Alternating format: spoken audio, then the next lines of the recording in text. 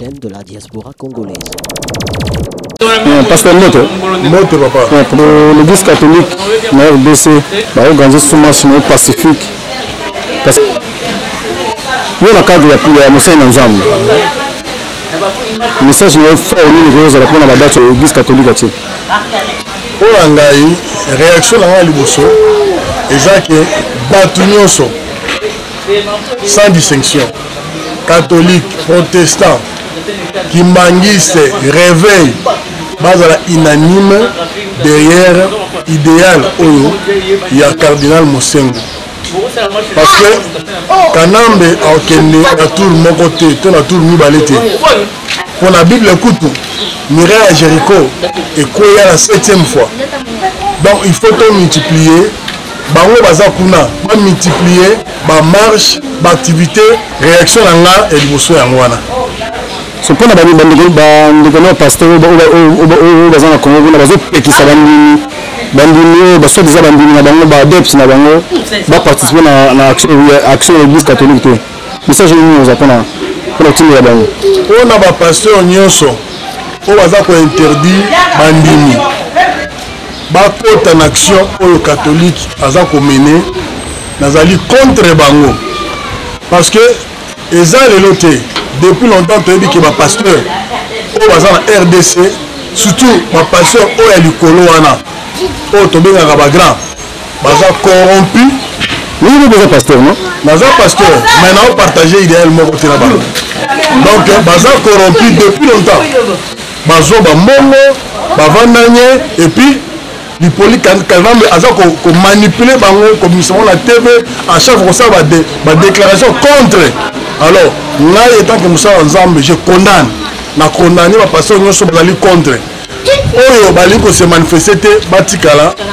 na kata molili mais oyo bana ko se manifester ba bima ba kota derrière le cardinal Mosengo ba marcher ba sa nyonso sengeli pona pour revendiquer droit au peuple congolais afin que les Congolais soient libres et puis agir dans le monde. Ce message est utile dans Luanda. Le message est allé partout. Il va évoluer. Tout le monde est en France, en Belgique, en Angleterre, aux États-Unis, partout en Afrique du Sud. Et Zangi Arabiso Awa. Bolon la Kobanga wana, Bokota, na makambu oyo. Loi ezali toyebi ke loi eza na mboka mais avec permission ya l'état biso nyonso tozobima na nzela po mokile sentir ke on en a marre so il est souffrir awa na mboka mopaya c'est parce que na mboka tout va mal soki makambo ezalaki bien tokatobela mosika te yango tozobake biso nyonso oza awa tosangana tokota na nzela baningasi bakota topesa victoire afin que lobi tosepa na victoire oyo bato mosusu bazwi te baninga babundi basilisi ya biso lobeti maboko non biso mpe tokota tobima nzela moko na bango parce que toyebi ke sukasuka Kanambe aokende. Message fort nanga papa ezali omoni ke faut soutenir l'église catholique po totaleli ba opposant na biso ba soi-disant ba opposant bato lokola bolenga nkuyi wana baza ba opposant te po totalelaki bango tala esika batiki biso lelo batiki biso na katikati ya ebale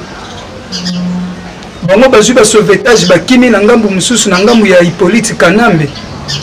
Il faut te soutenir marche wana to soutenir l'église catholique pour Kabila longo. Ce message ni fort aux outils bandego bana Congo kuma Congo mobimba pona marche wana pas ekoki kozanga te il faut ba bima ba kende ko manifester balakisa mokili mobimba ke Congo bazali susu na besoin ya Kanambe te yena batu na nyonso tolembi régime wana déjà. Donc il faut pas quitter batu bamona te ke lokola batu bakufi tobanga tobima tokokende prison non tomona pe kala basali na Nzambe ba roi ba prophète bakenda koyebisa ba roi ke Nzambe alingi yo lisusu te. Donc lelo soki mosengo za kosala yango ekoki kozala pe vocation ya Nzambe bakanisa te ke lokola mosengo akomi mutali boma soki ndenge nini te. Lelo biso na balwanda toza koyoka o ndenge nini bango batu na Nzambe bakota politique bango bayebi te ke politique kala pe tambulaka na makambo ya Nzambe omona Moïse akenda pa Pharaon te Moïse azalaka nani siko papa pena ba passer guide de réveil pona ba makambo bazomona papa baza soutenir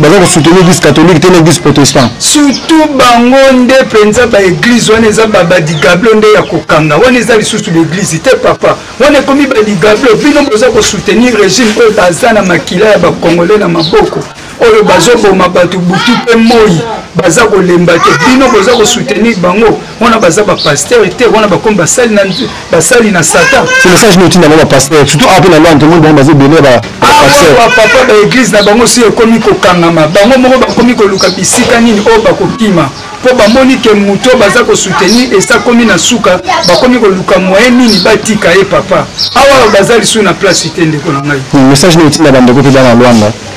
bon awa na Lwanda déjà papa toza ini toyebi bango déjà bisika nini oyo bazolinga déjà babanda kokima mais ndenge baza awa mission na bango ese esili baza sur ne sika te papa ya merci to par rapport à marche wana soki lelo église catholique parce que babengango église eza association moko te ya église nous église ekomi na niveau ya kosala bamarche en quelque sorte baokutaki esanifa mpona kati ya mboka parce que église ezalaka na milie ezalaka wana te mpona kokabola me yango ezalaka wana mpona koluka koza compromise yo atake chrétien message na boutique ya bandeko baza na kishasa oyo baza koseprepare mpona marche opesa na bachrétien nyonso wana kati ya kishasa précisement na pays ya RDC tozala bomoko mpona koluka kozwa solution parce que jamais tokokaki koloba ke dure ya événement to mpe ya bamoma moko okotikala kaka unique identique non meme na bible elaka na temps mosusu tokutake non baoparle biso baroi ebele baleka na bamboka bango baleka pamba te do engelakisa soki yo oza na pouvoir okoki eloko wana te tika mpe mosusu basala eloko wana dans quelque sorte bachrétien général koluka tozala bomoko mpona koluka kopesa solution par rapport à mboka catholique atie chômage pacifique mais l'église de réveil tozomaka réveil par bango moko te bon eloko na ngai nalobaka oyebi ke place baolobela bavrai bafaux mpe basali donc quelque sorte naoloba donc ya na bato mosusu bazolata éthique ya soi-disant kosala nzambe ministre de dieu mais en quelque sorte ali na mambo mosusu asala polisi nina naloba parla ya na basali nzambe mosusu soki oyebi yo ozolandanga keno ozwaka mbongo mpona koluka kofaire voir par rapport na parti politique moko songolo mpona intérêt personnel ozolakisa etiki mosusu na basala na nzambe pardon na peuple te apeke mosala nzambe eza bien luka olakisa etiki parce que mosala nzambe so babengi yo paster babengi yo évangéliste apôtre babengi yo révérend bishop en quelque sorte yo oza te na droit ya kokota makambo wana ya kolukaka kolakisa etiki na identité mosusu na kote mosusu identité mosusu na kote mosusu yo oza wana mpona koluka kopesa message oyo etali otema nzambe enoke mpo olukaka kenoka intérêt moko personnel en quelque sorte wana osala so nzambe te meke nakotindaki siko ozali wana yo ozolandanga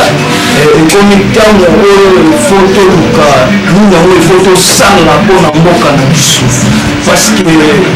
tokokaki jamais kotikala kaka na bamoma moko kaka neti kaka bamoma moko neti bato baovivre bazanga papa na mama eputa baza na mboka na bango non ekomi ntango oyo babiso mpe batelema mpona koluka poma tokaka koluka révolution ya mboka na biso. Merci pour l'intervention. Télévision, la chaîne de la diaspora congolaise.